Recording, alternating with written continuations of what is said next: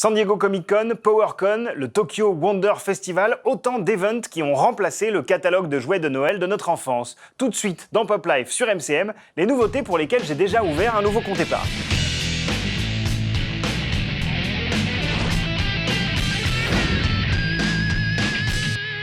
Bon, alors, évidemment, il y a suffisamment d'annonces pour faire une émission spéciale de 4 heures.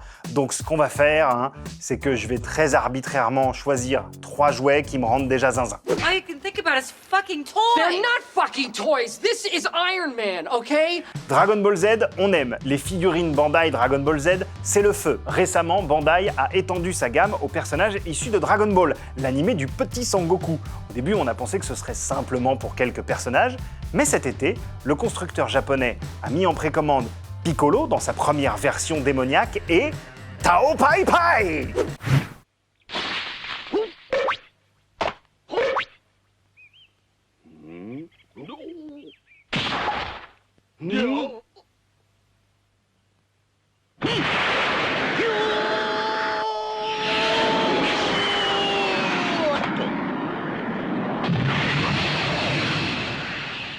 Et si vous vous posez la question, oui, le pilier volant est inclus avec la figurine.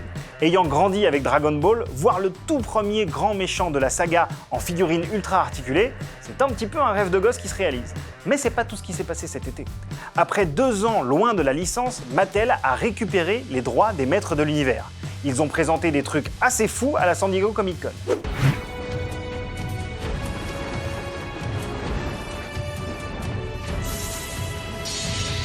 By the power of Grayskull!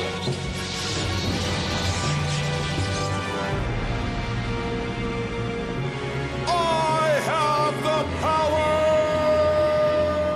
Masters of the Universe Origins est une nouvelle gamme orientée rétro qui reprend les designs des figurines originales des années 80 et les update avec des articulations modernes. Mattel balance le jouet ultime pour plusieurs générations, même le packaging est conçu comme un hommage aux originaux. Si la prochaine série animée Netflix des Maîtres de l'Univers est un succès, cette gamme pourrait relancer la Musclormania du début des années 80 et vraiment rien ne me rendrait plus heureux.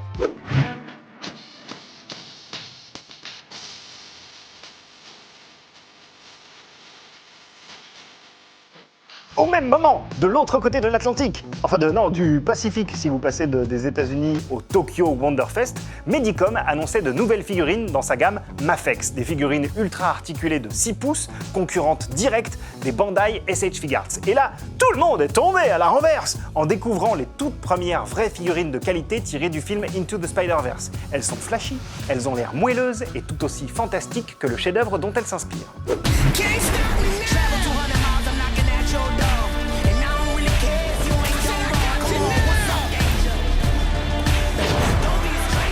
Tout ceci, vous vous en doutez, est précommandé de mon côté. Je vous conseille donc d'en faire autant très vite et croyez-moi bien que je vous montrerai tout ici, dans Pop Life, sur MCM, dès qu'elles seront arrivées à destination et que je n'aurai plus d'argent. Aujourd'hui, dans le Rewind de Pop Life, on parle de jouets. Vous le saviez, vous, que Barbie et Ken étaient frères et sœurs? Alors? What? No!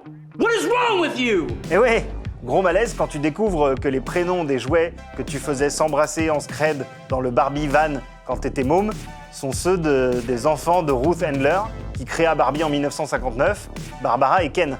C'est perturbant, je vous le cache pas. Surtout pour un type comme moi qui jouait avec les Barbies de ma cousine.